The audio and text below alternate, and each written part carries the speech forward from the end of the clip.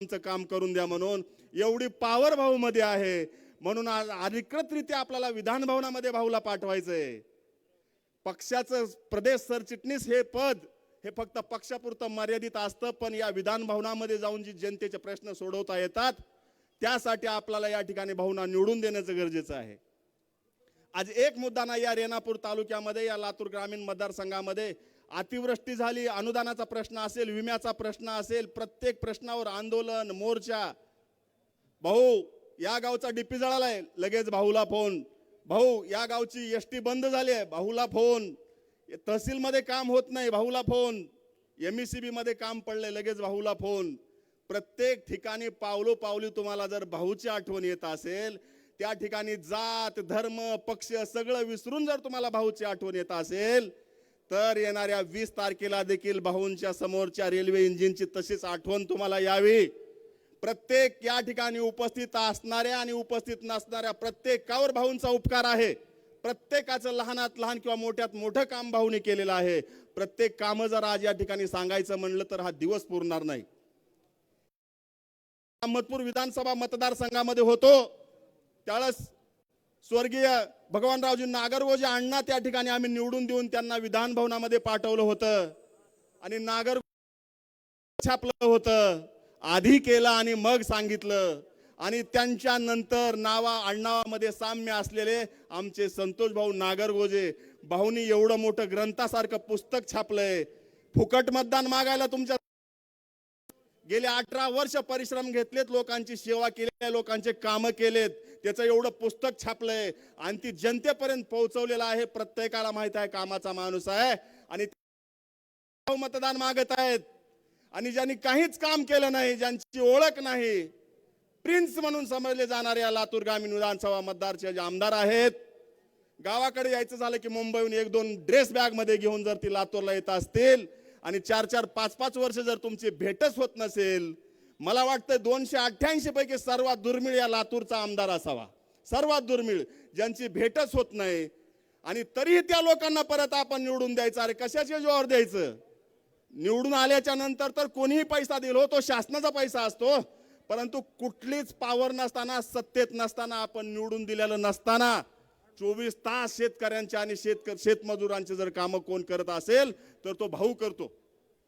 मग आज भाऊंना या ठिकाणी आपण निवडून द्यायची वेळ आलेली आहे. फुकट नाही. प्रत्येक संघर्ष भाऊसाठी कित्येक केसेस भाऊच्या अंगावर आहेत. जेल भोगले आपल्या सर्वांसाठी, शेतकऱ्यांसाठी. विमा असेल, अनुदान असेल, कित्येक वेळेस विमा कंपनीचं कार्यालय फोडलं, लातूरचं महाबीजचं कार्यालय फोडलं, मुंबईला जाऊन त्या ठिकाणी विमा कंपनीचं कार्यालय फोडलं.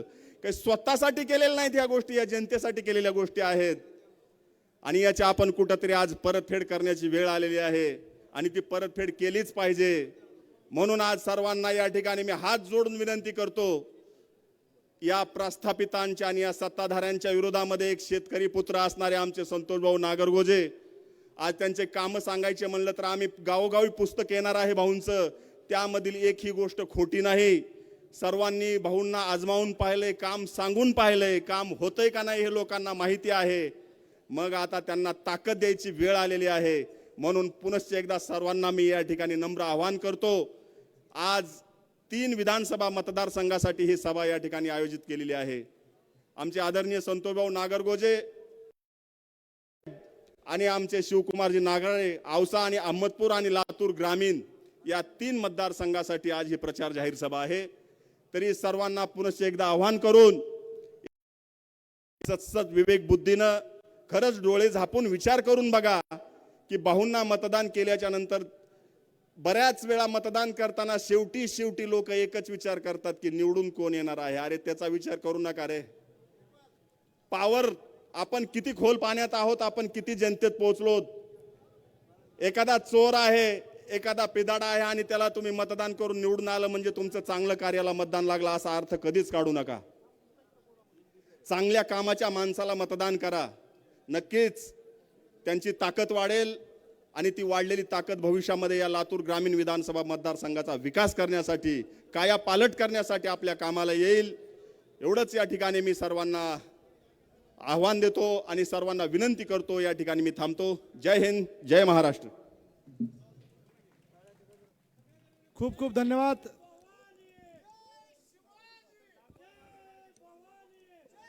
वाह, असाच जोश पाहिजे. बोला छत्रपती शिवाजी महाराज की जय भवानी. खरंच या ठिकाणी महाराष्ट्र नवनिर्माण सेनेचा बाले किल्ला आपल्याला लातूर जिल्ह्याला बनवायचा आहे. राजसाहेबांचे विचार आपल्याला घराघरात पोहोचवायचे आहेत आणि महाराष्ट्राच्या नेतृत्वाची धुरा राजसाहेबांना आपल्याला द्यायची आहे. आणि खरंच आज ही नवनिर्माणाची नांदी आहे. आपल्याला या लातूर ग्रामीण विधानसभा मतदारसंघात, औसा विधानसभा मतदारसंघात, अहमदपूर विधानसभा मतदारसंघात यंदा नवनिर्माण घडवायचंच आहे. निर्धार आपण सगळ्यांनी या ठिकाणी केलेला आहे. तोच निर्धार आपण सगळ्यांनी या ठिकाणी केलेला आहे. तो संकल्प आपल्याला आज इथून या ठिकाणी करायचा आहे. 20 तारखेला महाराष्ट्र नवनिर्माण सेनेच्या उमेदवाराच्या पाठीशी आपल्याला खंबीरपणे उभे राहायचं आहे. एवढीच अपेक्षा मी या ठिकाणी करतो. आणि यानंतर महाराष्ट्र नवनिर्माण शेतकरी सेनेचे राज्य उपाध्यक्ष माननीय भागवत भाऊ शिंदे यांना विनंती करतो की त्यांनी या ठिकाणी संबोधित करावं. आदरणीय भागवत भाऊ शिंदे. हिंदवी स्वराज्याचे संस्थापक राजे शिवछत्रपती शिवाजी महाराज, घटनेचे शिल्पकार डॉक्टर बाबासाहेब आंबेडकर, साहित्यरत्न अण्णाभाऊ साठे, प्रबोधनकार ठाकरे, क्रांतिज्योती सावित्रीबाई फुले आणि महाराष्ट्रातलं एकमेव विश्वासू नेतृत्व ज्यांची आज या रेणापूर नगरीत सभा होणार आहे, तसं महाराष्ट्राचं लाडकं नेतृत्व सन्माननीय राजसाहेब ठाकरे आज या ठिकाणी लातूर जिल्ह्यातील 3 उमेदवारांच्या सभेसाठी सन्माननीय राजसाहेबाचं अगदी काही क्षणात इथे आगमन होणार आहे. हे 3 उमेदवार म्हणजे लातूर ग्रामीणचे उमेदवार सन्माननीय संतोष भाऊ नागरगोजे, अहमदपूर विधानसभेचे उमेदवार आमचे सहकारी मित्र डॉक्टर नरसिंहरावजी भिकाणे साहेब, औसा विधानसभेचे 3रे उमेदवार शिवकुमारजी नागराळे साहेब. या 3ही उमेदवाराच्या प्रचारात या रेणापूर बाजार समितीमध्ये या बाजार मैदानात साहेबाची सभा आयोजित केलेली आहे. खरं तर मला मतदार बांधवांना सांगायचंय, मी भाऊच्या मतदारसंघात प्रचाराच्या निमित्तानं फिरलो. मी काही वेळेस डॉक्टर साहेबाच्या मतदारसंघात प्रचाराच्या निमित्तानं फिरलो. ज्यावेळेस शिवकुमारजीचा मला फोन आला, त्यांच्या विनंतीला मान देऊन सुद्धा मी त्यांच्या सुद्धा मतदारसंघात फिरलो. परंतु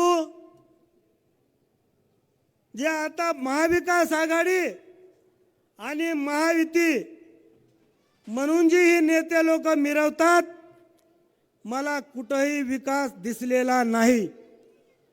कुठल्याच गावला जायला रस्ता नाही. तुम्ही रस्ते देऊ शकत नाहीत आणि तुम्ही देणार काय आहेत मग? आता ह्यांनी नवीन चालू केलंय. आता आमच्या गावात काही बऱ्याच कारखान्याचे संचालक आहेत आमच्या भागात. मग एखादं सुशिक्षित बेरोजगार दिसलं पोरग, त्याच्या बापाला गाठायचं. आणि पोरग काय करतंय आता सध्या? आणि 5 वर्ष दिसलं नव्हतं का तुला काय करताय ती? तुमच्या शाळेवर कृषीचा डिप्लोमा केलाय की. मग त्याला कुठंतरी नोकरीचं आमिष दाखवायचं. आणि नोकरी बी कोणती? कारखान्यात त्याला सिव्हिलमध्ये नोकरी म्हणतात. सिव्हिलमध्ये नोकरी म्हणजे तिथं काय करायचं? ह्यानी जी ती आंब्याचे झाडं लावलेत त्या झाडाला या डिग्री घेतलेल्या पोरानं आळे करायचे 8 तास. मग पोरग म्हणते घरचंच काम बरं होतं, घरी किमान दुपारी जेवून झोपता तरी येत होतं. मग बाप म्हणते पोराला घरी शेतातल्यासारखं का काम लावायला? मग ती साहेब काय बाप म्हणतोय काय करावं साहेब, पोराचं लग्न होई नाही म्हणून त्याला कारखान्यावर नोकरी करायची. आणि पुन्हा नंतर त्याला कुठं तर म्हणते त्याचं प्रमोशन करून त्याला डिस्लरीवर लावतात, जिथं की आगीचा बंब असतंय. पोरग गोरं वाचतंय, 6 महिन्यात काळं होतंय, त्याचं लग्न व्हायचं ती सुद्धा लग्न होत नाही, पोरगीच त्याला नापास करते. अशी अवस्था.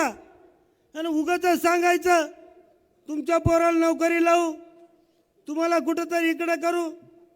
परंतु या लोकांनी कुठल्याच प्रकारचा विकास या मतदारसंघात केलेला नाही.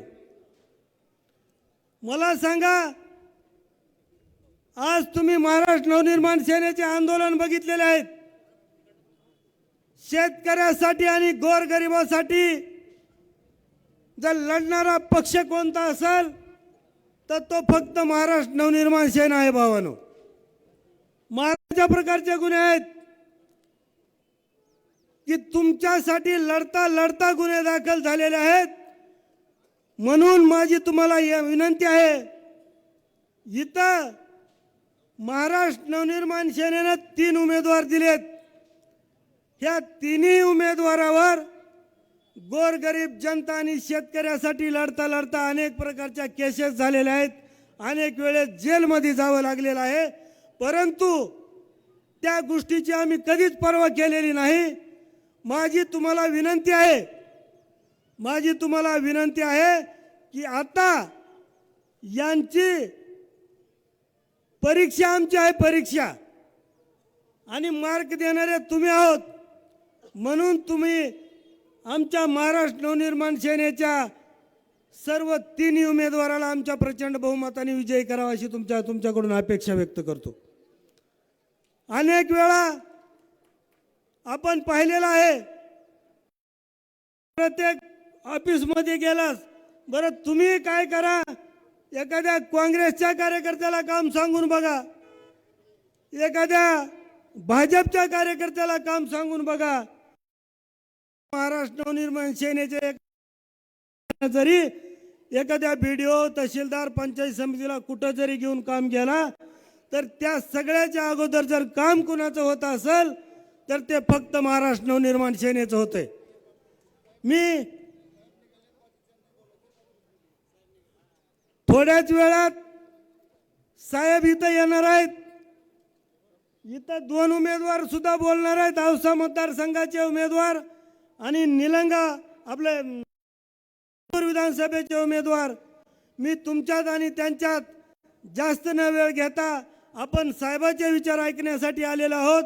बाहेर थांबलेल्या माझ्या सर्वांना विनंती आहे, आपण सर्वांनी या बाजार मैदानात साहेबांचे विचार ऐकण्यासाठी यावं. एवढंच मी बोलतो आणि थांबतो. जय हिंद, जय महाराष्ट्र. यानंतर ज्या भूमीमध्ये या ठिकाणी सभा संपन्न होते आहे, रेणापूरचे तालुकाध्यक्ष माननीय बाळासाहेबजी मुंडे यांना विनंती करतो आणि आपलं मनोगत व्यक्त करावं. आदरणीय बाळासाहेब मुंडे यांना विनंती आहे, कृपया. यानंतर औसा विधानसभा मतदारसंघाचे उमेदवार माननीय शिवकुमारजी नागराळे यांना विनंती करतो की त्यांनी या ठिकाणी संबोधित करावं. आदरणीय नागराळे.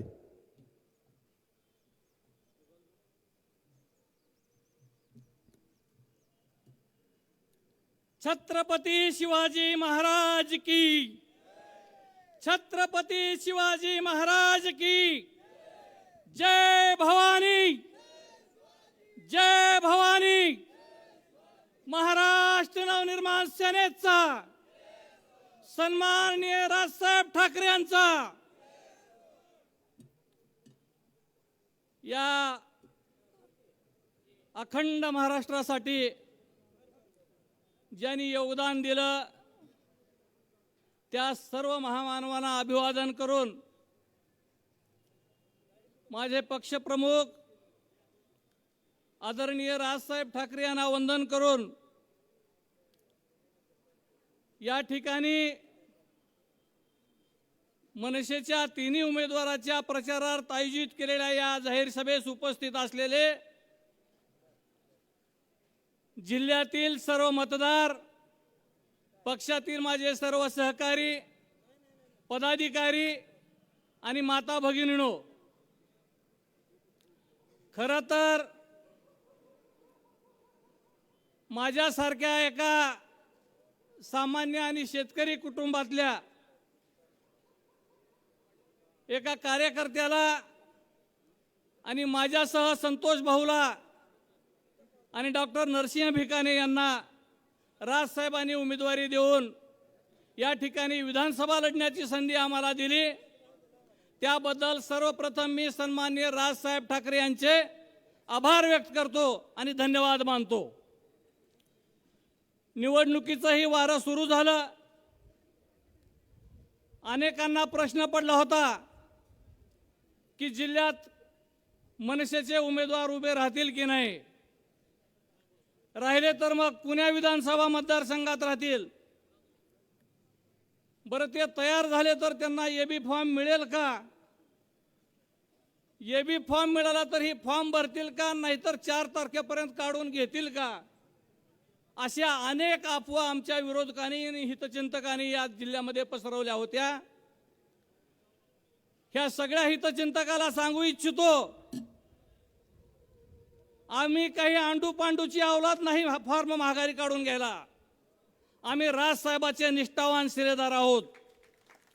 18 वर्ष झालं इथं आम्ही रस्त्यावर उतरून संघर्ष करत आहोत. ग्रामीण भागामध्ये प्रचाराच्या निमित्तानं आता जात असताना, लोकांमध्ये फिरत असताना आमचे समोरचे सगळे धनदांडगे उमेदवार, जनतेच्या मनातून हरलेले उमेदवार जातीपातीच्या नावावर मतं मागून तुंबडी भरायचा प्रयत्न करतायत. माझी मतदार बांधवाला एक विनंती आहे, आम्ही तुमची सर्वसामान्याची लेकरं आहोत. आम्ही आयबू गैबू नाहीत, आम्ही दल बदलू नाहीत, आम्ही कोलांटुड्या खाणारे नाहीत. ज्या ठिकाणी आमच्या खानदानानं जिथं परपंच करायला सांगितलंय, आमचा तिथं तुटका फुटका मोडका कसला का परपंच असना, आम्ही 18-20 वर्ष झालं या ठिकाणी परपंच करत आहोत. आणि आमच्यासारखी सर्वसामान्य ग्रामपंचायतच्या लेवलपासून आज आम्ही ह्या आमदारकीच्या विधानसभेच्या निवडणुकीपर्यंत तिकीट घेऊन तुमच्या विरोधात लढण्याच्या लायकीचे झालो आहोत. ही केवळ संघर्षाच्या बळावर आणि फक्त रस्त्यावर उतरून केलेल्या आंदोलनावर. तुमचा विकास आम्ही पाहिलाय सगळा. तुम्ही कोरोना काळात कुठं होतात हे आम्हाला माहित आहे. तुम्ही दुष्काळी परिस्थितीत कुठं असता हे आम्हाला माहित आहे. तुम्ही ज्या ज्या वेळेस शेतकऱ्यावर संकट येतात, ज्या ज्या वेळेस नैसर्गिक संकट येतात, त्या त्या वेळेस तुमचे विमानं कुठं उड्डाण घेतलेले असतात. आणि तुम्ही मगा सांगितल्याप्रमाणे रेल्वेनं किती ड्रेस घेऊन गावाकडे येता ही आम्हाला सगळं माहित आहे. आता करणार आहेत. माझ्या मतदारसंघात म्हणजे ह्या जिल्ह्यातलं तुम्हाला एक उदाहरण सांगतो, एक फक्त. माझ्या लहानपणी जवळजवळ 20-25 इथल्या तरुणाच्या हाताला काम देण्यासाठी आणि या ठिकाणी एक मोठा प्रकल्प ऑनलाईन म्हणून जो गवगवा झाला, तो टेंबीचा भेल प्रकल्प. त्या भेल प्रकल्पासाठी स्वर्गीय विलासराव देशमुख साहेबांच्या काळात 250 ते 300 एकर जमीन शासनानं शेतकऱ्याची संपादित करून ठेवली आहे. त्यांना सांगितलं होतं जमीन संपादित करताना, या ठिकाणी फार मोठा प्रकल्प येणार आहे, या ठिकाणी एवढ्या तरुणांच्या हाताला काम मिळणार आहे, एवढ्या शेतकऱ्याचं भलं होणार आहे. तुम्हाला सांगतो, ह्या 20 ते 25 वर्षात त्या एका प्रकल्पावर ह्या लोकांनी 4 निवडणुका लढल्यात आणि 4 निवडणुका जिंकल्यात. सुरुवातीला म्हणले व्हिडिओकॉन कंपनी येईल, त्याचं पुन्हा वारं कुठं गेलं माहीत नाही. पुन्हा स्वर्गीय विलासराव देशमुखांच्या काळात भेल प्रकल्पाचं आलं भेल. ती स्वर्गीय विलासराव देशमुख आपल्यातून निघून गेले आणि ज्या वेळेस आमच्या भागातल्या त्या शेतकऱ्यांनी, तिथल्या तरुणांनी इथल्या दोन्ही आमदारांना, देशमुख पुत्रांना विचारायला गेले की आमची जमीन संपादित करून ठेवली आहे, आमच्या हाताला काम पाहिजे, लोक आमचे गावं सोडून पुण्या, मुंबई, ठाण्याला, भिवंडीला चाललेत, त्यावेळेस ह्या दोन्ही देशमुख पुत्रांनी त्या लोकांना सांगितलं स्वर्गीय विलासराव देशमुख साहेब गेले आणि प्रकल्प पुन्हा त्यांच्यासोबत तिकडेच गेला. त्याच्यानंतर आमच्याकडे एक अतिशहाणा आला आमदार, त्या फडणवीस साहेबाचं PA. त्यानं म्हणलं आपण आता ह्याचा फायदा घ्यावा. गेल्याने केलं, लोक गोळा केलं, शेतकऱ्यात गेलं, शेतकऱ्याला काय भूलथापा दिल्या आणि शेतकऱ्याला आता सांगितलं गेल्या निवडणुकीच्या त्या पिरियडमध्ये की आपण व्हिडिओकॉन गेलं, भेल गेले, आता या ठिकाणी आपण रामदेव बाबाचं तेल आणू, तुमचे केस सगळे गेले त्याला मालिश करू. मग पुन्हा सांगितलं आता इथं त्या ठिकाणी तेलाचा कारखाना येणार आहे. त्याच्यावर एक निवडणूक झाली आणि पुन्हा सौर ऊर्जेचा एक प्रकल्प आला मध्ये 5-6 महिन्यापूर्वी, 1 वर्षभरापूर्वी. ती सौर ऊर्जेचा बी प्रकल्प गेला. सगळंच गेले. तुम्हाला सांगतो जिल्हाभरात ह्या लोकांवर, आमच्या पुढे उभ्या असणाऱ्या ह्या धनदांडग्या लोकांवर मतदाराचा विश्वास राहिलेला नाही. मतदार स्वतःहून सांगालेत की तुमचा संघर्ष आम्ही पाहिलाय, तुम्ही अंगावर घेतलेल्या केसेस आम्ही पाहिल्यात, तुम्ही भोगलेली जेल आम्ही पाहिले, त्याच्यामुळं आम्ही तुमच्या महाराष्ट्र नवनिर्माण सेनेच्या उमेदवाराला आम्ही भरघोस मताने निवडून देणार आहोत. तरी पुन्हा मी या ठिकाणी, आता मला बोलायचा टायमिंग माझा संपलाय, मला भरपूर बोलायचं, पण भाऊ तिकडून थांबा म्हणाल ते थांबतो. ऐका, तर माझी सर्वांना विनंती आहे की महाराष्ट्र नवनिर्माण सेनेच्या वतीने सन्माननीय राजसाहेबांनी सच्चा शिलेदाराला आणि शेतकरी पुत्रांना उमेदवारी दिली आहे. मी स्वतः औसा विधानसभेतून महाराष्ट्र नवनिर्माण सेनेच्या वतीने अधिकृत उमेदवार आहे. या ठिकाणी या भागामध्ये माझे सहकारी, माझे मित्र, आपल्या या परिसराचे सुपुत्र संतोष भाऊ नागरगोजे हे निवडणूक लढवत आहेत आणि अहमदपूर मतदारसंघातून सन्माननीय डॉक्टर भिकाणे साहेब निवडणूक लढवत आहेत. या तिन्ही उमेदवाराच्या समोरील रेल्वे इंजिन समोरील बटन दाबून आम्हाला भरघोस मतानं विजयी करावं, आम्हाला आशीर्वाद द्यावा, ही मी कळकळीची विनंती करतो आणि माझे 2 शब्द थांबवतो. जय हिंद, जय महाराष्ट्र. खूप खूप धन्यवाद. अगदी केवळ 5 मिनिटाच्या आत सन्मान्य राजसाहेबांचं आगमन या सभास्थळी होणार आहे. कृपया आजूबाजूला उभे असलेल्या बांधवांना विनंती आहे, आपण मंचाच्या समोर येऊन स्थानापन्न व्हावं. आजूबाजूला उभे असलेले जे काही माझे महाराष्ट्र सैनिक आहेत, नागरिक आहेत, माता भगिनी आहेत, त्यांना विनंती आहे आपण मंचाच्या समोर येऊन स्थानापन्न व्हावं. केवळ 5 मिनिटाच्या आत आदरणीय साहेबांचं आगमन या रेणापूरच्या पावनभूमीमध्ये, या रेणुका मातेच्या पदस्पर्शाने पावन झालेल्या पावन नगरीत या ठिकाणी होणार आहे. कृपया विनंती आहे, आपण आजूबाजूला जर उभे असाल कृपया आपण मंचाच्या समोर येऊन स्थानापन्न व्हावं. आपल्याला राजसाहेबांचे विचार ऐकायचे आहेत, राजगर्जना आपल्याला या ठिकाणी ऐकायची आहे. त्यामुळं येणाऱ्या काळात येत्या 20 तारखेला आपल्याला महाराष्ट्र नवनिर्माण सेनेच्या अधिकृत उमेदवाराच्या समोरील बटन, रेल्वे इंजिनचं बटन आपल्याला दाबायचं आहे आणि भरभरून आपल्याला रेल्वे इंजिन महाराष्ट्राच्या विधानसभेमध्ये आपल्याला पाठवायचं आहे आणि सन्माननीय राजसाहेब ठाकरे यांचे हात आपल्याला बळकट करायचा आहे. हा विश्वास बांधण्यासाठी, हा संकल्प करण्यासाठी आजची ही राजगर्जना आहे. आणि या राजसाहेब ठाकरे यांच्या सभेसाठी उपस्थित असलेल्या विविध तालुक्यातून, विविध जिल्ह्यातून उपस्थित असलेल्या सर्व पदाधिकाऱ्यांचं मी आपल्या सगळ्यांच्या वतीनं, महाराष्ट्र नवनिर्माण सेनेच्या वतीनं मनापासून या ठिकाणी स्वागत करतो. आणि यानंतर अहमदपूर विधानसभेचे उमेदवार आदरणीय नरसिंह भिकाणे साहेब यांना विनंती करतो की त्यांनी या ठिकाणी संबोधित करावं. आदरणीय नरसिंह भिकाणे. छत्रपती श्री शिवराय, परमपूज्य डॉक्टर बाबासाहेब आंबेडकर, महात्मा ज्योतिबा फुले, अहिल्यादेवी होळकर, महात्मा बसवेश्वर या सर्व महामानवांना विनम्र अभिवादन करतो आणि आपले 2 शब्द सुरू करतो. माझी सर्व आपल्या मनसे कार्यकर्त्यांना आणि जनतेला विनंती आहे की समोरच्या बाजूला खुर्च्या ज्या खाली दिसत आहेत त्या ठिकाणी कृपया, कळकळीची विनंती आहे, तिथं बसून घ्या उभा राहण्यापेक्षा. थोडंसं उन्हात बसलं तरी चालेल, माननीय राजसाहेब आलेले आहेत आणि लवकरात लवकर सभा सुरू होणार आहे. आपण लवकरात लवकर त्या खाली असलेल्या खुर्च्यांवरती बसून घ्यावं, म्हणजे ते थोडं आपल्याला शोभादायक वाटेल. आता माझ्या भाषणाकडे वळतो.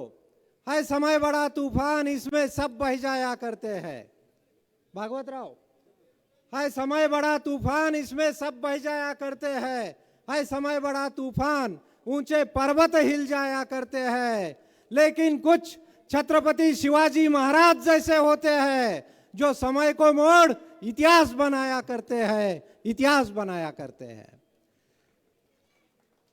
पृथ्वी को कोई उठा नहीं सकता, सागर को कोई सुखा नहीं सकता, बादल को कोई झुका नहीं सकता, वैसे ही रहती दुनिया तक राज साहब ठाकरे के नाम को कोई मिटा नहीं सकता, कोई मिटा नहीं सकता, कोई मिटा नहीं सकता.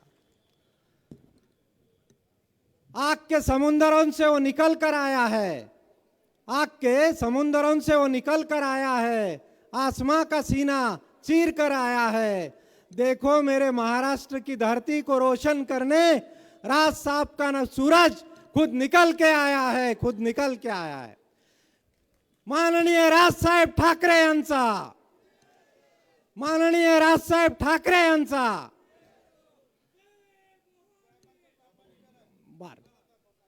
माननीय राजसाहेब ठाकरे यांचा ताफा निघालेला आहे आणि तो अवघ्या 5 मिनिटांमध्ये या सभास्थानी येणार आहे. तरी आपण सर्वांनी स्थानापन्न व्हावं हे कृपया नम्र विनंती.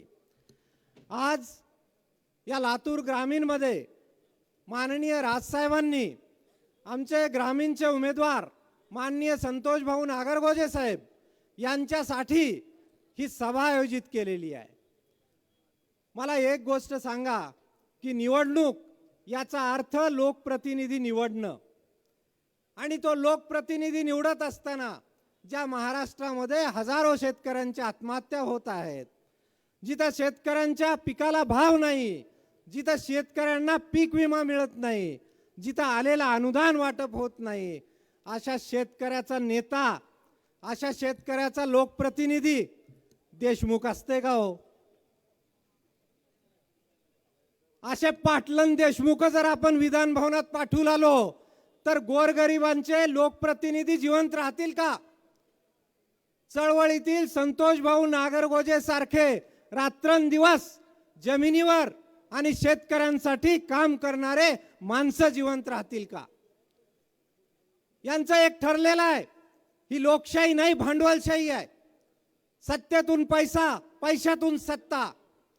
निवडणूक आली की आपल्यावरती हे पैशाचा, दारूचा, बाटलीचा, बकऱ्याचा, कोंबड्याचा, अहो 5-5 हजार रुपये एका मतदाराला देण्याचा कार्यक्रम राबवतात. विकासावर मत नाही मागत.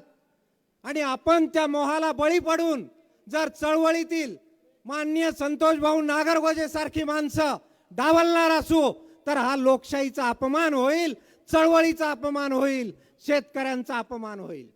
माझी आपणाला कळकळीची विनंती आहे, विधान भवन हे मंदिर आहे, विधान भवन हे चर्च आहे, विधान भवन हे मस्जिद आहे. त्या ठिकाणी निवडून जाण्यासाठी माणसं इमानदार पाठवा. हे चोर आणि बैमान भांडवलदार नका पाठवू. यांनी अक्षरशः आपल्या महाराष्ट्राची धूळधाण लावली आहे.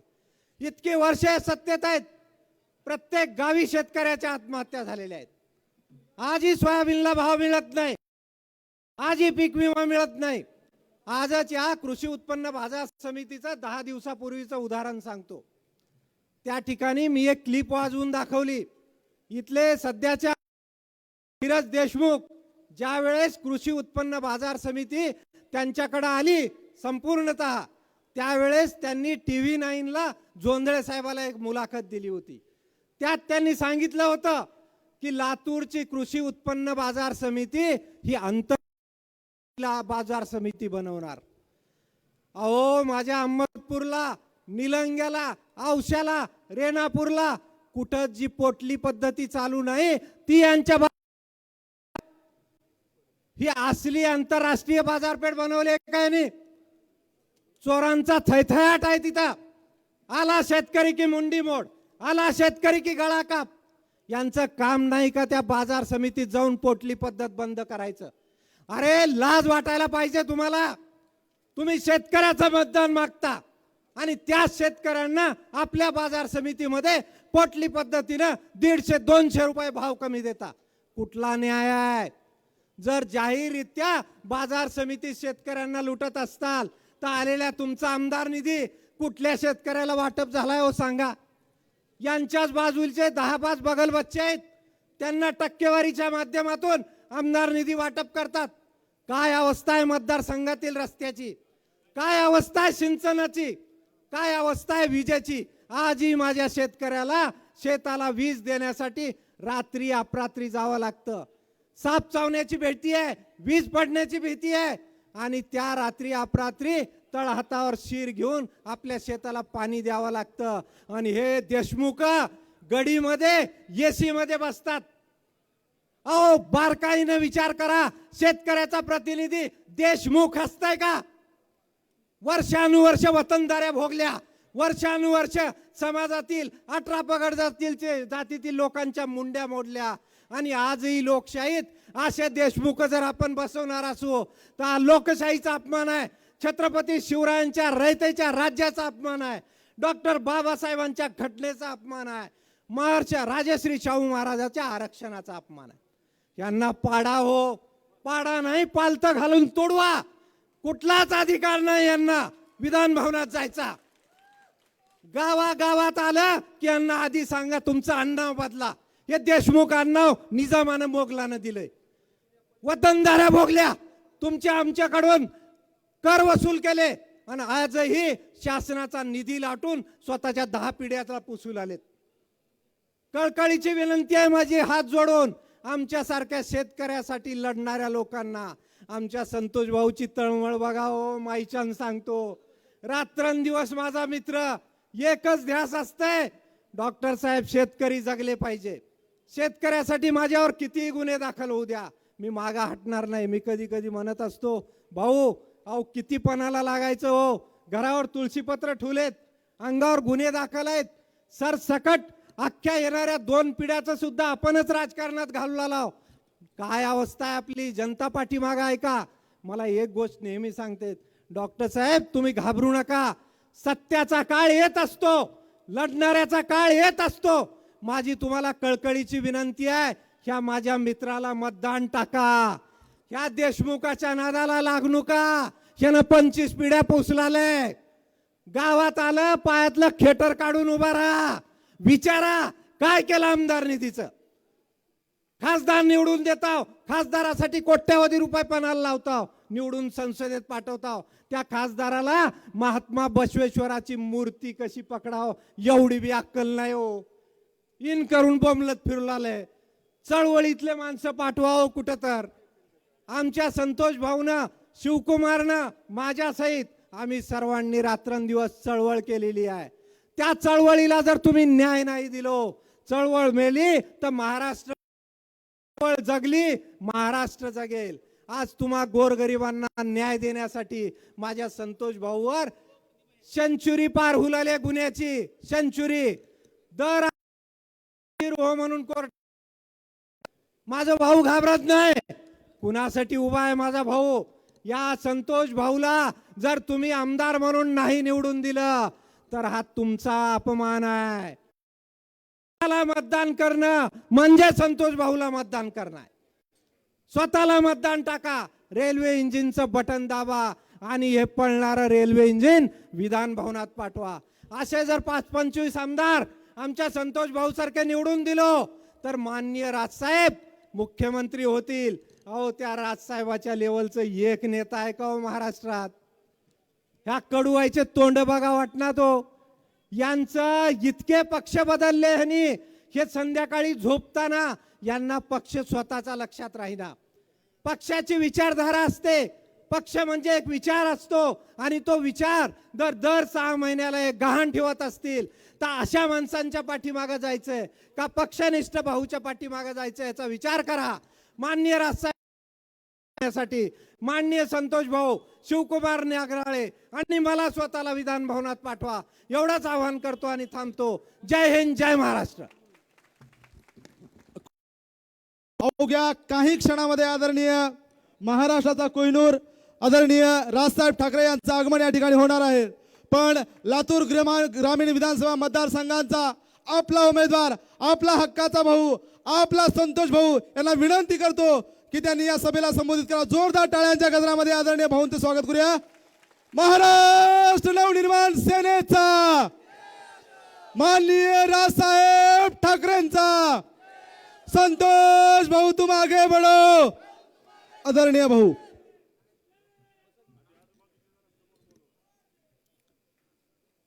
अवघ्या 5 मिनिटात माननीय राजसाहेबांचं या ठिकाणी आगमन होणार आहे. साहेब जवळपास महापूरच्या पुढे आलेत. फक्त साहेब येण्यापूर्वी सगळ्यांना एकच विनंती करतोय. गेल्या अनेक वर्षापासून आपण या लोक, काँग्रेसवाले असतील, भाजपवाले असतील, यांना आमदारक्या दिल्या, खासदारक्या दिल्या, मंत्रीपद दिले, परंतु ज्यावेळी जनतेवर संकट येतं त्यावेळी हे आमदार, खासदार, मंत्री नावाचे लोक आपल्याला कुठंच दिसत नाहीत, कधीच दिसत नाहीत. कोरोनाचं संकट आलं. कोरोनाच्या संकटात अक्षरशः मृत्यूनं थैमान मांडलं होतं आणि या मृत्यूचं थैमान चालू असताना हे आमदार धीरज भैया देशमुख कुठे होते? हे आमदार रमेशप्पा कराड कुठे होते? त्या परिस्थितीत हा शेतकऱ्याचा मुलगा संतोष नागरगोजे पंचायत समिती सदस्य नाही, जिल्हा परिषद सदस्य नाही, मी आमदार नाही, मी खासदार नाही, मी कोणच नाही, पण पानगाव आणि परिसरातल्या 40 गावांमध्ये मी घरोघर जाऊन राशन वाटप करण्याचं काम करत होतो. मी कार्यपूर या ठिकाणी कोरोना सेंटर टाकलं. आर्सेनिक अल्बम नावाच्या गोळ्या वाटप केल्या. ज्यांनी खरी ही जिम्मेदारी लोकांना वाचवण्याची घ्यायला पाहिजे होती ते लोक इथं लातूरचं सोडा मुंबईला पळून गेलेले होते, मुंबईला होते. कारखान्याच्या माध्यमातून लुटलं जात आहे. कृषी उत्पन्न बाजार लुटते आहे. ज्यावेळेसपासून कृषी उत्पन्न बाजार समिती स्थापन झाली आहे त्यावेळेसपासून ही कृषी उत्पन्न बाजार समिती या काँग्रेसच्या ताब्यात आहे. पोटली, पायली, शांपल, मातेरा या सगळ्या नावाखाली शेतकऱ्याची लूट चालू आहे. शेतकऱ्यांच्या सोयाबीनला भाव नाही. शेतकरी परेशान आहेत. 4000च्या आसपास 1 वर्षापासून भाव रेंगाळतोय. देवेंद्र फडणवीसांनी 2014ला सांगितलं होतं की 5400 त्यावेळेस भाव होता. देवेंद्र फडणवीस 2014ला म्हणाले होते की हा 5400 भाव सोयाबीनला परवडत नाही, सोयाबीनला 8000 रुपये भाव पाहिजे असं 2014ला म्हणाले होते. मला सांगा आता 2024 आहे. या देवेंद्र फडणवीसांचं सरकार आहे आणि मग तुमचं सरकार असताना सोयाबीनला जर भाव 4000 मिळत असेल तर तुम्ही देवेंद्र फडणवीस, कृषी मंत्री हे सगळे लोक काय करतायत? 4000 मध्ये सोयाबीन शेतकऱ्यांना परवडतंय का? तुम्हाला हिशोब कळत नाही का? का शेतकऱ्यांची तुम्हाला काळजी नाही?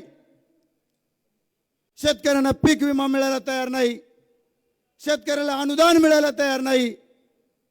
या प्रत्येक प्रश्नासाठी आम्ही महाराष्ट्र नवनिर्माण सेनेचे शिलेदार बांधतोय. आम्ही टोकाचे आंदोलन या सगळ्या प्रश्नासाठी करतोय. पण ज्यावेळेस आपल्याला पीक विमा मिळत नसतो, अनुदान मिळत नाही, त्यावेळेस मात्र हे निवडून आलेले लोक आपल्याला कुठंच दिसत नाहीत. जनता संकटात असताना जनतेला वाऱ्यावर फक्त निवडणुकांमध्ये तुमच्या समोर यायचं, गप्पा छप्पा मारायच्या, अमुक करू तमुक करू म्हणायचं, खोटे आश्वासनं तुम्हाला द्यायचे. निवडून आलं की पुन्हा गायब व्हायचं. ते परत 5 वर्षांना निवडणुकीच्या प्रचारासाठी गावागावात जायचं. 5 वर्ष जनतेची आठवण नाही, परत 5 वर्षानंतर येऊन काहीतरी आश्वासनं द्यायचे, काहीतरी गप्पा चप्पा, पैशाचा वापर, दारू मटण अमुक तमुक या सगळ्या गोष्टीचा वापर करायचा आणि खोटं बोलून परत एकदा सगळ्या गोष्टीचा वापर करून निवडून यायचं. सत्ता मिळवायची, सत्तेच्या माध्यमातून पैसा कमवायचा, पैशाच्या माध्यमातून सत्ता कमवायची. हे या लोकांचं गणित आहे. गोरगरिबांची कसल्याही प्रकारची काळजी यांना नाही. गेले अनेक वर्ष मी बघतोय, वैजनाथदादा शिंदे आमदार होते, त्र्यंबक नाना भिशे आमदार होते, धीरज भैया देशमुख आमदार आहेत, भारतीय जनता पार्टीचे विधान परिषदेचे आमदार रमेशप्पा कराड आहेत. काय कामं करतायत? पानगाव ते खरोळा रस्त्याचा प्रश्न सुटला का?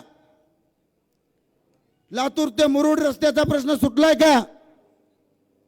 यांचं स्वतःचं जे गाव आहे, यांच्या स्वतःच्या बाबळगाव गावापासून बोरी, सलगरा, बिंदग्याळ, बोकनगाव, भाडगाव या गावाला जायला रस्ता नाही, सोनवतीला जायला रस्ता नाही. यांच्या स्वतःच्या गावाच्या आजूबाजूचे रस्ते हे करू शकत नाहीत. आणि जर हे काहीच काम करणार नसतील तर या लोकांना आमदार म्हणून घेण्याचा अधिकार आहे का? हे लोक खरंच गोरगरिबाचे कैवारी आहेत का? आमदार म्हणून यांना खरंच गोरगरिबाचे काम करायचेत का? हा तुम्ही बारकाईने विचार केला पाहिजे. आणि कसल्याही प्रकारची सत्ता नसताना मी असाल, आमचे डॉक्टर नरसिंह भिकाणी असतील, शिवकुमार नागराळे असतील, आम्ही सगळेजण रात्रंदिवस शेतकऱ्यासाठी गोरगरिबासाठी रस्त्यावर येऊन झटतोय. आपल्याला सगळ्यांना माहिती आहे, या लातूर जिल्ह्यात आजपर्यंत सर्वात जास्त आंदोलन करणारा जो नेता कोण असेल तर तो हा संतोष नागरगोजे आहे. सर्वात जास्त आंदोलनाच्या केसेस माझ्यावरती आहेत. दर वर्षाला 4-5 केसेस माझ्यावरती असतात. कशासाठी असतात केसेस? माझ्या वैयक्तिक भांडणाच्या असतात का केस? ऊस उत्पादक शेतकऱ्यासाठी लढतानाच्या केसेस आहेत. तुम्हाला विमा मिळावा म्हणूनच्या केसेस आहेत. तुम्हाला अनुदान मिळालं पाहिजे याच्यासाठीच्या केसेस आहेत. मी खरं तर फक्त आंदोलन करतोय असं नाही,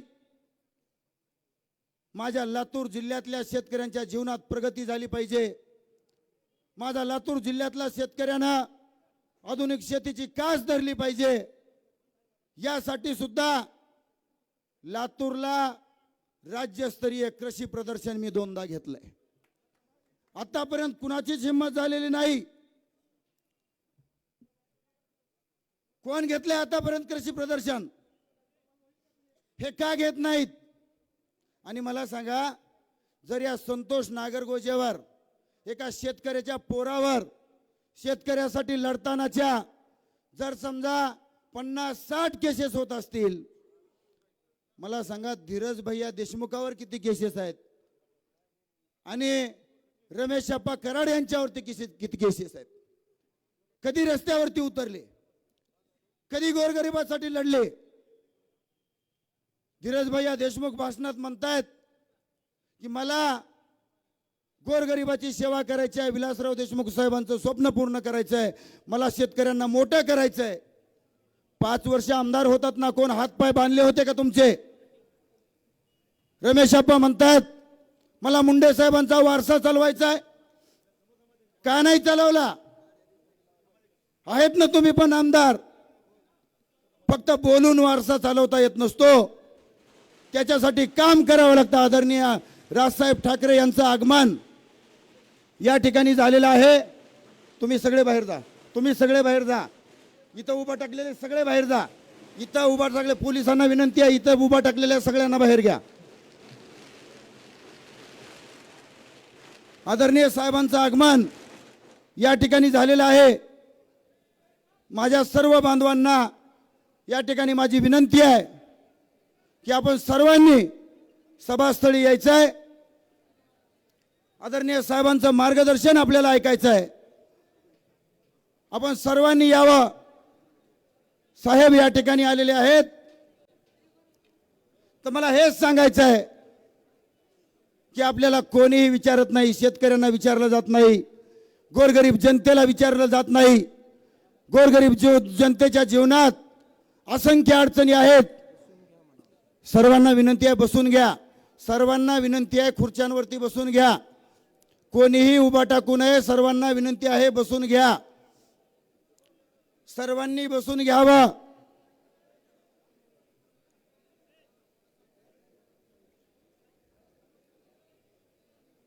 हे काय काम करतात?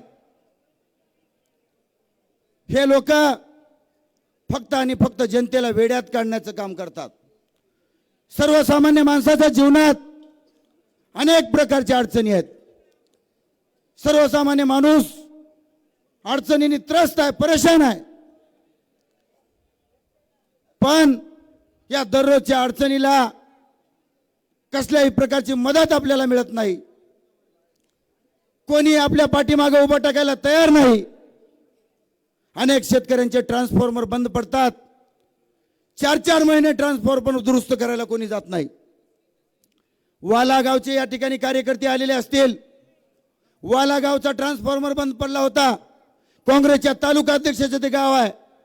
लोकांनी मला सांगितलं की ट्रान्सफॉर्मर बंद पडलाय. 4 महिने झाले आम्ही परेशान आहोत. 4 दिवसात त्या गावातला ट्रान्सफॉर्मर मी बसवून दिला. जर मी काम करू शकत असेल तर हे आमदार का करू शकत नाहीत? याचं कारण असं आहे, यांना कामच करायचं नाही. यांना सर्वसामान्याची काळजीच नाही. ह्या लोकांना फक्त मतदान तुमचं घ्यायचं आहे. मतदान झालेल्या दुसऱ्या दिवशी तुम्ही जिवंत राहिलात काय आणि मेलात काय, काही देणं घेणं नाही. आणि म्हणून कुठेतरी शेतकऱ्यांनी एकजूट होणं गरजेचं आहे. बांधवांनो, यावेळी विचारपूर्वक मतदान करणं गरजेचं आहे. तुम्हाला या खोट्या आश्वासन देणाऱ्या लोकांना मतदान करायचं आहे का शेतकऱ्यांसाठी, गोरगरिबांसाठी रात्रंदिवस लढणाऱ्या माणसाला मतदान करायचं आहे? मागं उभा टाकलेल्याला विनंती आहे, खुर्चीवर जागा आहेत. खुर्चीवर जागा आहेत, मागं उभा टाकू नका कोणी. सगळ्यांनी बसून घ्यावं. इथं पोलिसांना, पोलीस बांधवांना माझी विनंती आहे, इथं थांबू देऊ नका. डी मध्ये कुणाला, डी मध्ये कुणालाच थांबू देऊ नका. ज्यांचा सत्कार आहे ते येतील. सर्वजण बाहेर जावा.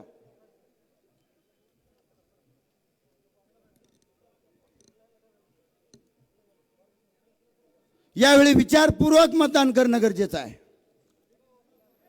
अनेक वेळा या लोकांना निवडून दिलंय. प्रत्येक वेळी फक्त गप्पा छप्पा मारल्या जातात.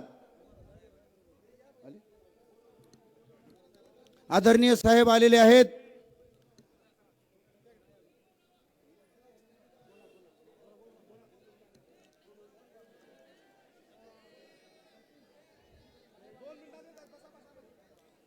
यार उठताय कशासाठी? बसा ना.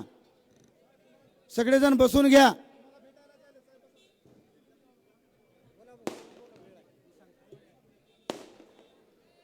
सगळ्यांना विनंती आहे पाठीमागे बसून घ्या. साहेब आलेले आहेत. 2 मिनिट बसून घ्या सगळेजण. सगळ्यांनी बसून घ्यावं. तुम्ही यावेळी विचारपूर्वक मतदान करा. या सगळ्यांना तुम्ही आजमावून बघितलंय. हे लोक करतात का? एकदा विचार करा.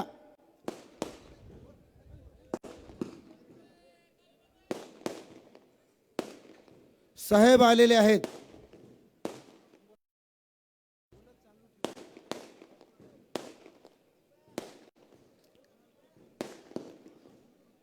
त्यामुळं आपण सर्वांनी विचार करावा, विचारपूर्वक मतदान करावं. या गप्पा मारणाऱ्या लोकांच्या नादी लागू नये. गेल्या अनेक वर्षापासून या लोकांच्या फक्त आणि फक्त भूलथापा आपण ऐकतोय. कुठल्या संकटाला, कुठल्याच अडचणीच्या काळात हे लोक कधी तुमच्या मदतीला आलेले नाहीत. साहेब आलेले आहेत.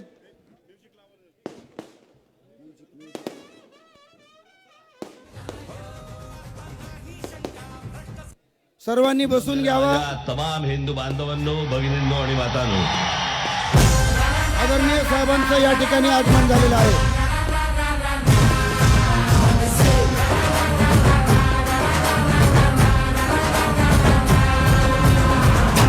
करारी राज साहेब आपले पाठीशी असताना डरायचं नाही. वेड कार्यकर्त्यांचे मनात जपले जागे भारे आदरणीय राजसाहेब ठाकरे यांचं आगमन मंचावरती झालेलं आहे.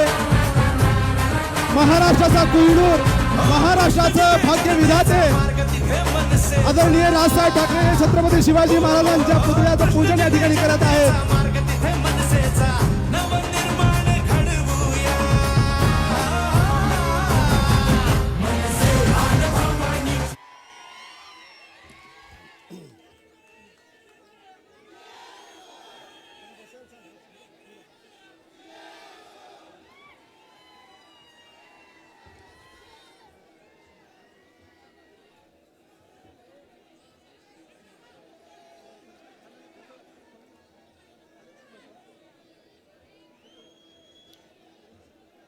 जमलेल्या माझ्या सर्व हिंदू बांधवांनो, भगिनींनो आणि मातांनो,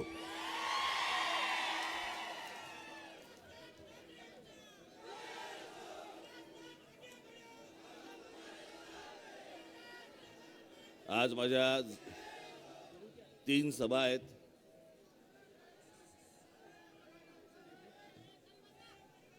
माझी शेवटची सभा आज अमरावतीला आहे.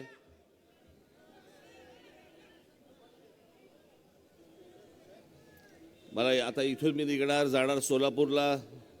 तिकडे मंगळवेढ्याला सभा आहे. सोलापूरवरनं मंगळवेढा जवळपास तिकडनं 1-1.5 तासावरती. तिकडनं परत विमानतळावरती येऊन मला परत अमरावतीला जायचं आहे आणि अमरावतीला मला 5-5:30च्या आत मला विमान लँड करायचं आहे, कारण तिकडे विमानपट्टीवरती दिवे नाही आहेत.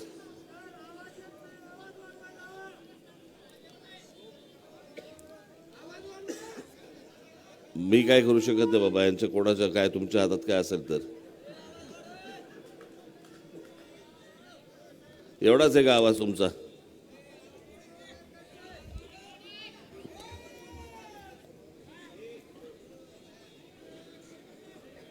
आणि त्याच्यामुळे मी काही लंबचौडं भाषण करायला नाही आलो आज. खरं तर मी संतोषसाठी म्हणून तुमचं दर्शन घेण्यासाठी आलो.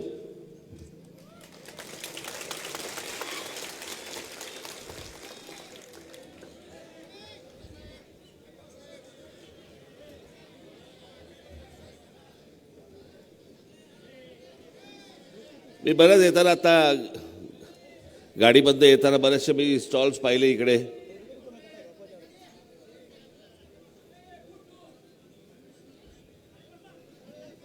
चायनीजच्या गाड्या पाहिल्या.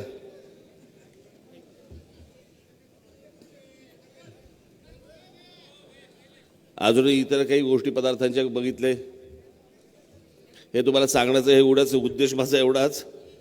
आपल्या रोजचं तेच खाऊन कंटाळा आल्यावरती आपण काहीतरी वेगळं खातो की नाही? इतकी वर्ष त्याच माणसांना निवडून दिल्यावरती आता जरा काहीतरी वेगळा प्रयोग करून बघा. माणसं तुमच्यासमोर येत आहेत. आज संतोष सारखा मुलगा गेली अनेक वर्ष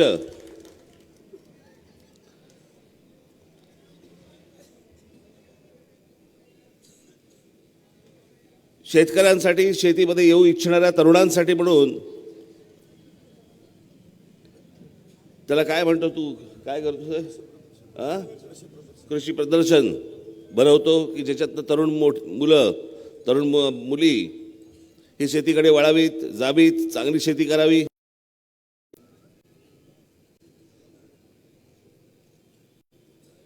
पण आता येताना मग एक पाठी पाहिली. काय पण पाठी होती?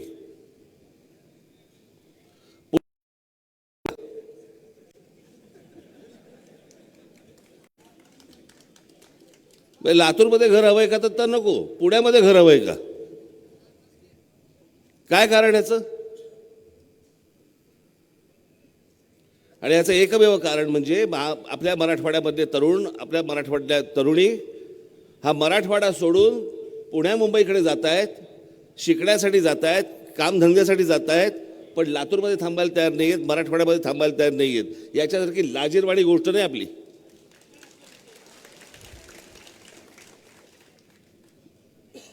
इकडच्या राज्यकर्त्यांना इतकी वर्ष तुम्ही निवडून दिलत आणि माझ्याकडचा इकडचा मराठवाड्यातला तरुण, इकडच्या तरुणी हे बाहेर जात आहेत आणि त्यांच्यासाठी बोर्ड लावलेत, पुण्यामध्ये घर हवंय का?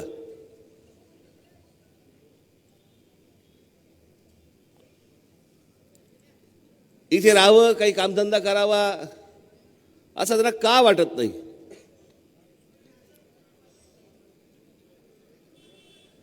विटला तो तरुण, म्हणजे त्याला थांबावंसं वाटत नाही.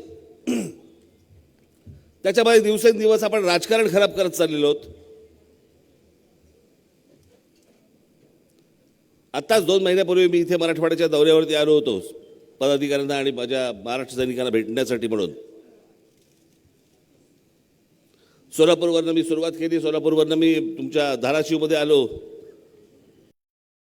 तिकडे मला काही जण मला भेटले मराठा आरक्षणाच्या संदर्भामध्ये.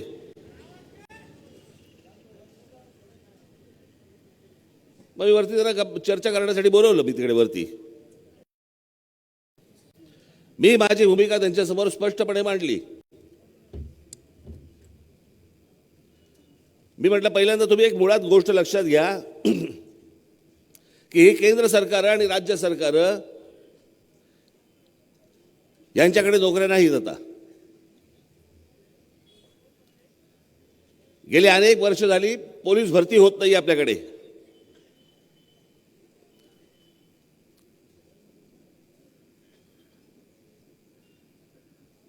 सरकारी इतर ज्या काही पदं जी भरायची आहेत त्याच्यामध्ये पदं भरली जात नाहीयेत, तिकडे नोकऱ्या नाही आहेत.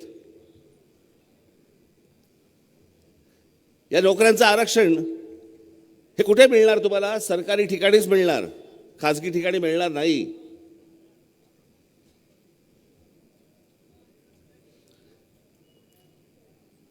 जिथे नोकऱ्याच उपलब्ध नाही आहे महाराष्ट्रामध्ये, तिथे आम्ही आरक्षणावरनं भांडतोय एकमेकांशी. हा स्तर कुठपर्यंत गेला? म्हणजे या मराठवाड्याला आपण साधू संतांची भूमी म्हणून पकडली. ज्या साधू संतांनी आम्हाला समतेचा मंत्र दिला, आपण मराठी असल्याचा, आपण हिंदू असल्याचा मंत्र दिला, त्या मराठवाड्यामध्ये आम्ही एकमेकांबरोबर जातीपातीमध्ये भांडतोय. त्या दिवशी तर मी एक छोटी कुठची क्लिप दाखवली मला. लहान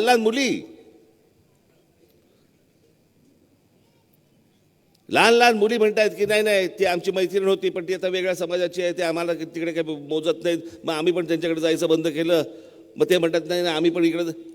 काय परिस्थिती आणून ठेवली आपण?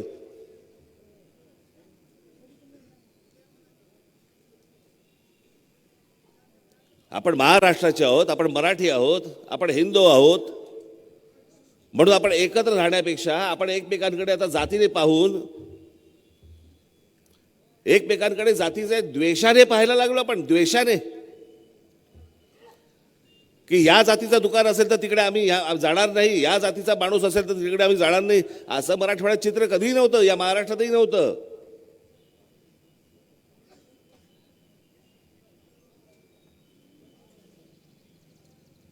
विषय काय शिक्षणाचा आहे, विषय नोकऱ्यांचा आहे. माझ्या महाराष्ट्रामधल्या प्रत्येक तरुणाला आणि प्रत्येक तरुणीला हे शिक्षण मिळालंच पाहिजे आणि हाताला काम मिळालंच पाहिजे, असा विचार केला पाहिजे ना. पण मी या जातीचा म्हणून ह्याला मिळालं पाहिजे आणि तो त्या जातीचा म्हणून त्याला नाही मिळालं पाहिजे, हे कुठची बुद्धी? कशात पडतोय आपण?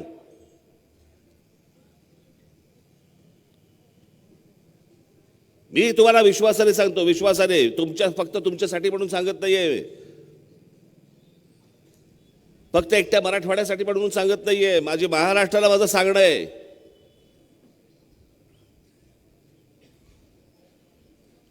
की या राज ठाकरेच्या हातामध्ये एकदा सत्ता देऊन तुम्ही बघा. मी विनाकारण बघा, मी सत्ता न पाहिलेला माणूस नाहीये, मी सत्ता पाहिलेली आहे. कळलं का? आणि मला कुठच्याही खुर्चीची मला अभिलाषा नाही. थांब रे, काय बोलतो ते ऐक, नंतर उठ ना. ऐकायच्या आधीच उठतोय.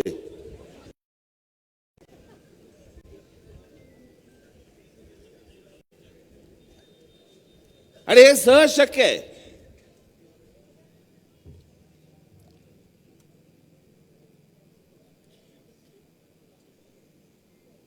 मी तुम्हाला सांगतो की महाराष्ट्रामधला एकही तरुण आणि एकही तरुणी ही हाताला कामाविना राहणार नाही. आणि मी खरंच सांगतो, हे सहज शक्य आहे. माझा आता जाहीरनामा येईलच पक्षाचा. बाकीच्यांचे काय येत आहे तुम्ही बघितले असतील, मला माहिती नाही. पण माझ्या जाहीरनाम्यामध्ये मी तेवढ्याच गोष्टी टाकलेल्या आहेत, टाकणार आहे जेवढ्या गोष्टी मला करणं शक्य आहे.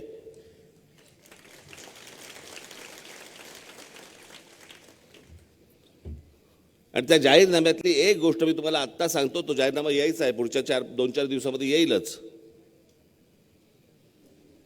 पण या माझ्या महाराष्ट्रामधल्या प्रत्येक माझ्या मराठी मुलांना आणि मुलींना 100% रोजगार 100% या महाराष्ट्रातच मिळेल.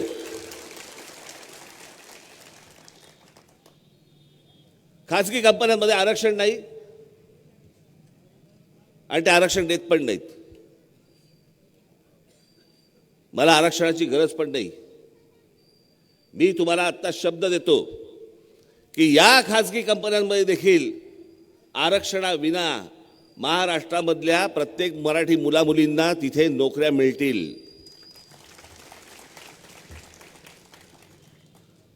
उद्या उद्योगधंदा जर महाराष्ट्रामध्ये करायचा असेल तर माझ्या महाराष्ट्रामधली मुलं मुलीच तुम्हाला घ्यावी लागतील. त्यांच्या हाताला काम मिळाल्यानंतर जर उरली तर बाहेरच्या राज्यांना बोलू. माझा काही देशामधल्या बाकीच्यांना काही माझा विरोध नाहीये, पण माझी पोरं, माझ्या महाराष्ट्रामधली मुलं मुली हे जर रिकाम्या हाताने राहणार असतील आणि बाहेरच्यांची जर पोटं भरणार असतील, ते मला चालणार नाही.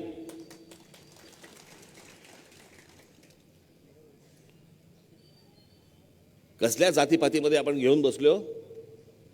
मी ते लोक आले होते मी त्यांना हीच गोष्ट सांगितली. मला आजही आठवते तो मोर्चा, पहिला मोर्चा आला होता मुंबईमध्ये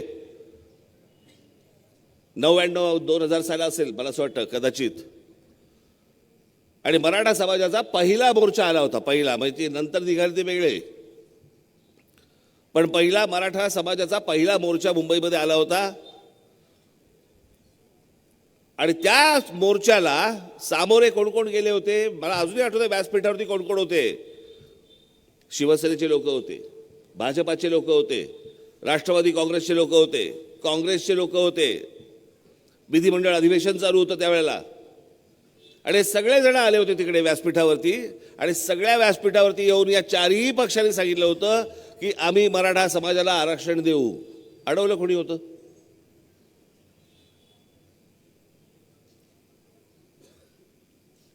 जर चौघेही सांगतायत की आम्ही मराठा समाजाला आरक्षण देऊ, मग आतापर्यंत का नाही दिलं? कधी यांची सत्ता, कधी यांची सत्ता आजपर्यंत होत गेली. साधारणपणे या सगळ्या गोष्टीला आता 20-1 वर्ष होत आली. इतक्या वर्षामध्ये फक्त तुम्हाला झुलवत ठेवले, झुलवत. त्याच्यानंतर परत एकदा सगळ्या म्हणजे महाराष्ट्रामधल्या जिल्ह्यांमध्ये मराठा समाजाचे सगळे मोर्चे निघाले. मी इतके शिस्तबद्ध मोर्चे आजपर्यंत इतिहासात पाहिलेले नाहीत कधी.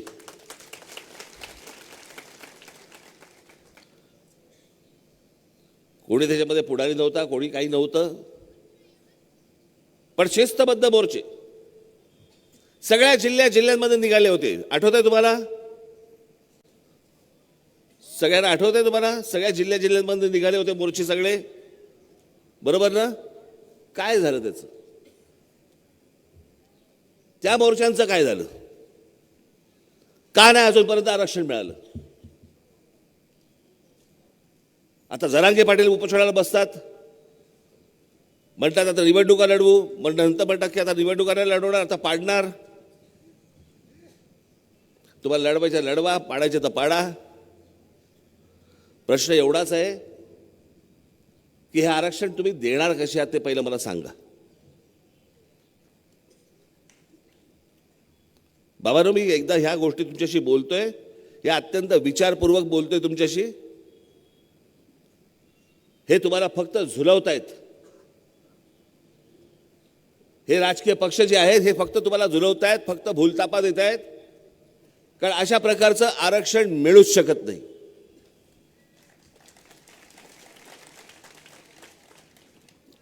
मी तुम्हाला सत्य परिस्थिती तुमच्या समोर मांडतो, आणि ही सत्य परिस्थिती मी ज्या वेळेला जरांगे पाटलांना भेटायला गेलो त्यावेळेला त्यांच्या समोर मांडली होती. मी जेव्हा ते उपोषणाला बसले होते तेव्हा. हा इतका किचकट विषय आहे, हा इतका टेक्निकल विषय आहे की ह्याच्यामध्ये तुम्हाला काय, तुम्हाला लोकसभेमध्ये कायदा सगळा बदलायला लागेल, लोकसभेमध्ये हा कायदा बदलायला लागेल, सुप्रीम कोर्टात तुम्हाला आदेश घ्यावा लागेल. आणि बाबांनो, हा फक्त एका महाराष्ट्र राज्यापुरताचा विषय नाही आहे. जर उद्या महाराष्ट्र राज्यापुरताच्या एका विषयामध्ये जर एका जातीबद्दल जर समजा अशा प्रकारचं धोरण आखायचं गेले कोणी केंद्र सरकार, प्रत्येक राज्यामधल्या जाती उठणार आहेत. प्रत्येक राज्यामध्ये त्यांना कोणालाही परवडणार नाही. आणि हे होऊ नये, हे होणार नाही, हे सगळ्यांना माहिती आहे. प्रत्येक राजकीय पक्षाच्या पुढे जे जे तुम्हाला येऊन विचार सांगतायत ना की हे आम्हाला आरक्षण आम्ही देतो म्हणून, आले की पहिल्यांदा विचारा कसं.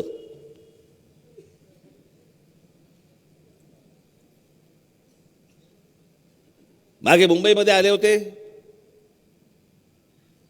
मोर्चे घेऊन आले होते. आता मुख्यमंत्री एकनाथ शिंदेने सांगितलं जा दिलं आरक्षण. म्हणजे काय, तुमच्या हातात तरी आहे का ते? हे राज्य सरकार देऊ तरी शकतं का? कोणतेही राज्य सरकार देऊ शकतं का? असा तामिळनाडूमध्ये असा प्रकार झाला, आणि तामिळनाडूच्या राज्य सरकारने तिकडच्या कुठच्या एका जातीच्या संदर्भात सांगितलं आरक्षण दिलं. आज तो विषय अजूनही सुप्रीम कोर्टामध्ये पडलेला आहे, काही निकाल लागलेला नाही त्याचा.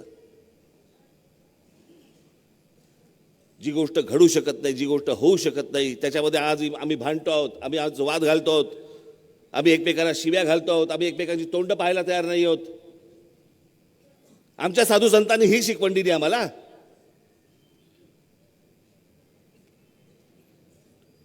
कोणीतरी कोणाच्या तरी, हे काय आहे, हा संपूर्ण मराठवाडा हा हिंदुत्वाने भारावलेला सगळा अख्खा मराठवाडा होता, आजही आहे.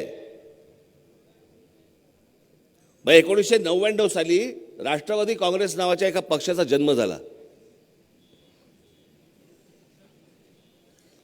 तो जन्म झाल्यानंतर महान संत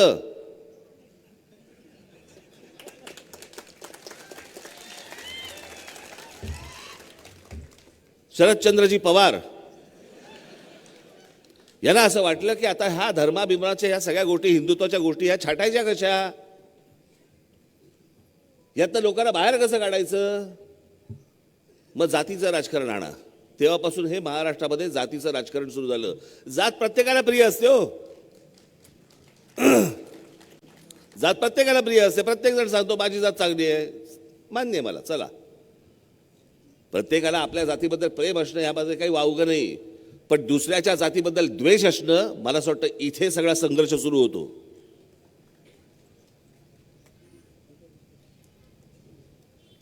आणि नेमकं ह्याच गोष्टी या सगळ्या लोकांनी केल्या आणि तुमची माथी भडकवली. आज आम्ही मूळ विषयाकडे आम्ही जायला तयार नाही आहोत. आज आमच्या महाराष्ट्रामधला शेतकरी आत्महत्या करतोय, कोणाचं लक्ष नाही त्याच्याकडे. रोज आकडे वाढतायत, कोणी लक्ष द्यायला तयार नाहीये.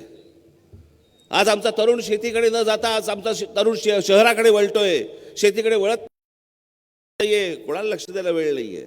आमची कृषी विद्यापीठं दुसरी अशी बसलेली आहेत थंडगार, त्या कृषी विद्यापीठामध्ये नेमकं काय चालतं कोणाला काही माहितीच नाही. आमचे शेतकरी का आत्महत्या करतायत याच्यावरती काही अभ्यास करतायत का माहीत नाही.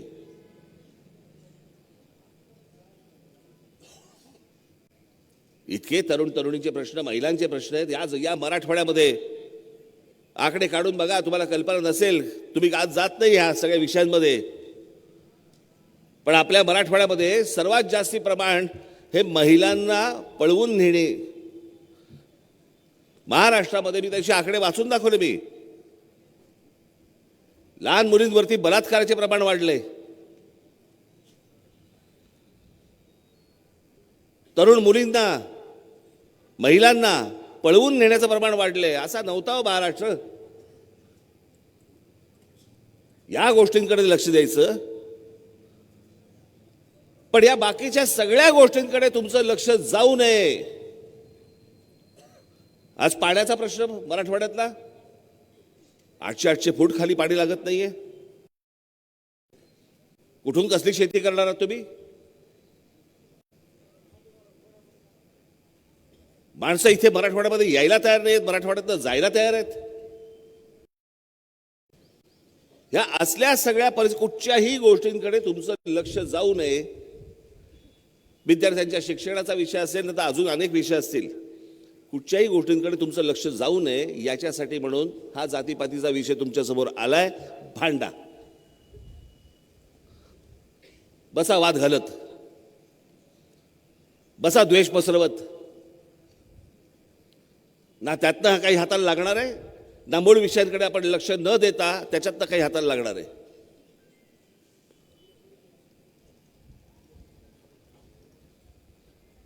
आणि सगळ्या गोष्टी अहो, जग बघा कुठे चाललंय.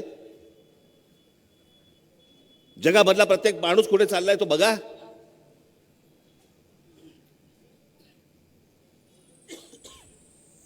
आज मला विमानतळापासून लातूरमध्ये येईपर्यंत जो अगदी म्हणजे 10 मिनिटाचा रस्ता आहे, खरं तर 10-12 मिनिटाचा रस्ता आहे, तिथून यायला मला अर्धा तास लागला, कारण रस्ता चांगला नाही, रस्त्यात खड्डे. या लातूरने 2 मुख्यमंत्री दिले. एक ते आमचे शिवराज पाटील चाकूरकर, निलंगेकर, निलंगेचे बरोबर ना, 80 पासून खासदार आहेत. त्याच्या आधी जवळपास 72 ते 80 आमदार होते. 80 पासून खासदार आहेत, लोकसभा सभापती झाले, गृहमंत्री झाले, गृहराज्यमंत्री झाले, गृहमंत्री झाले. काय लातूरची परिस्थिती. मी एकदा गेलो होतो त्या चाकूरला, संध्याकाळची वेळ होती, साधारणपणे 5:30-6 वाजले होते. माझी तिकडे सभा होती. बघा, म्हणजे या इकडचे लोकसभेचे सभा मग ते गृहमंत्री वगैरे झाले. इतकी वर्ष सत्तेमध्ये आहेत. मी सभेला उभा राहिलो, लाईट वगैरे लागले होते सगळे. सभा संपली माझी, व्यासपीठावरनं खाली उतरलो, व्यासपीठाच्या मागे गाडीमध्ये बसायला आलो, गाडीतनं निघालो, अंधार, अख्ख्या गावात अंधार. म्हटलं का रे, म्हटलं लाईटचं काय नाही, लोड शेडिंग. म्हटलं मग सभेला जनरेटर होता. काय केलं काय इतकी वर्ष सत्तेचं?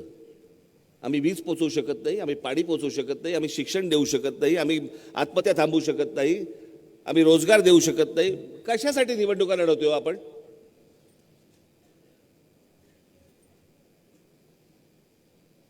मी आज जो तुमच्या समोर आलोय तो मी हमी देण्यासाठी आलोय. मी जे आतापर्यंत केलं, मग ते रेल्वेचं आंदोलन असेल, ज्या वेळेला माझ्या महाराष्ट्रामधल्या रेल्वेमध्ये माझ्या मुलांना, महाराष्ट्रातल्या मुलांना थांगपत्ता नाही की इथे नोकऱ्या आहेत, इतक्या मोठ्या प्रमाणावरती नोकऱ्या आहेत रेल्वेत, त्यावेळेला जेव्हा तेव्हा आंदोलन केलं, ते त्याच्यानंतर घ्यावी लागली. आणि त्याच्यानंतर रेल्वेचे प्रश्नपत्रिका परीक्षांच्या या मराठीमध्ये यायला लागल्या.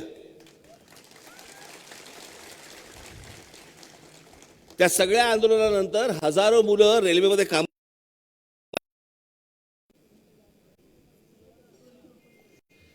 अरे हे जर राज ठाकरे सत्ता नसताना करू शकतो, जर उद्या तुम्ही माझ्या हातात सत्ता दिली तर मी काय करीन? आणि मी तुम्हाला खरंच सांगतो, हे रॉकेट सायन्स नाहीये. समाधान या लोकांना द्यायचंच नाहीये. असेच राहा. अजून नेते मंडळी येतील, आरोप प्रत्यारोप करतील, तुम्ही हसा, टाळ्या वाजवा, मजा करा, झालं, आमची निवडणूक संपली. उन्हातान्हात मतदानाला उभे राहा, त्याच माणसांना मतदान करा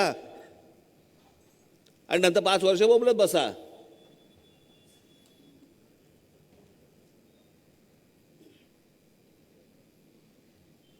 माझ्या ज्येष्ठ बंधूंच्या वयाचे, माझ्या वडिलांच्या वयाचे असे अनेक लोक इथे बसलेले असतील. किती सभा पाहिल्या असतील त्या लोकांनी.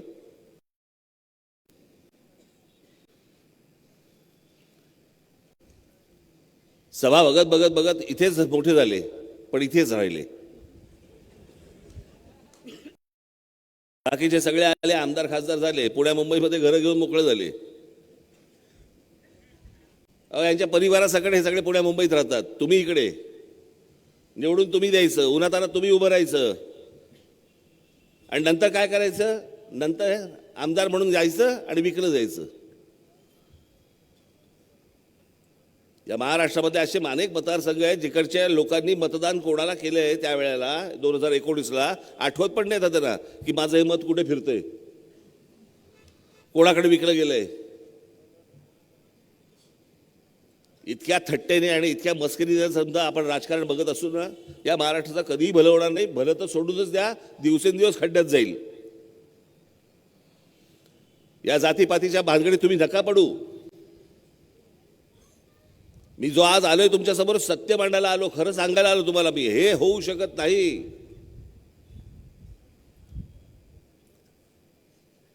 मी तुम्हाला सांगतो की खरंच या मराठवाड्यात इथे पाट्या लागल्या पाहिजेत. लातूरला घर हवंय का? लातूरमधल्या तालुक्यांमध्ये घर हवंय का? बाहेरची लोक मराठवाड्यामध्ये आली पाहिजेत. मराठवाड्यातली लोक बाहेर जाऊन उपयोगाचं नाहीये. आणि अशा प्रकारचे उद्योगधंदे तुम्हाला सहज आणता येतात, सहज गोष्टी करता येतात. खरं तर महाराष्ट्र राज्याचा मुख्यमंत्री म्हटल्यानंतर त्यांनी अख्ख्या महाराष्ट्राकडे पाहिलं पाहिजे. महाराष्ट्राचे मुख्यमंत्री शरद पवार साहेब 2दा का 3दा मला वाटतं मुख्यमंत्री झाले. 2दा का 3दा मला आठवत नाही, 3दा असतील. केंद्रामध्ये मंत्री झाले, कृषी मंत्री झाले. एकदा सहज बारामती तालुक्यात जाऊन बघा. बारामती तालुक्यामध्ये जेवढे उद्योगधंदे आलेले आहेत हे त्यांना महाराष्ट्रात आणता आले नसते, मराठवाड्यात आणता आले नसते, विदर्भात आणता आले नसते. पण एका तालुक्यामध्ये किती उद्योगधंदे आलेत एकदा फक्त बघून घ्या. म्हणजे एक इतकी संधी मिळालेला माणूस फक्त आपल्या तालुक्यापुरता विचार करतो. कसं होणार हो? हे महाराष्ट्राचे नेते कसे काय होऊ शकतात? हे तर तालुक्याचे नेते.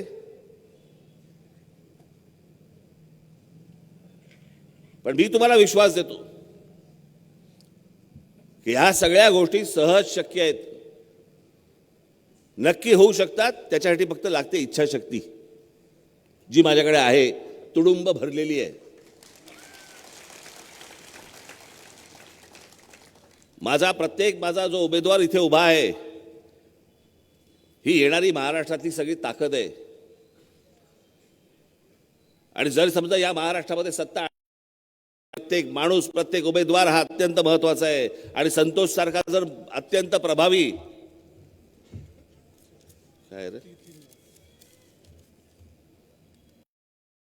संतोष सारखा अत्यंत एक प्रभावी एक तरुण माझा सहकारी आज तुमच्या समोर दिलेला आहे.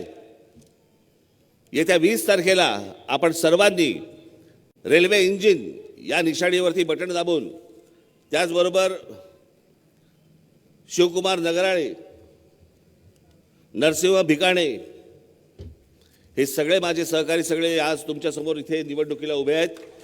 येणाऱ्या 20 तारखेला आपण रेल्वे इंजिन या निशाणीवरती आपण त्यांचं बटन दाबून या सर्वांना, माझ्या सगळ्या सहकाऱ्यांना आपण प्रचंड मताने विजयी करावं. माझ्या हातात एकदा या महाराष्ट्राची ताकद द्यावी. माझं स्वप्न महाराष्ट्राचं पूर्ण करण्यासाठी म्हणून आपण ती ताकद द्यावी ही अशा अपेक्षा आपल्या सर्वांकडे मी बाळगतो आणि आपणा सर्वांची मी रजा घेतो. धन्यवाद.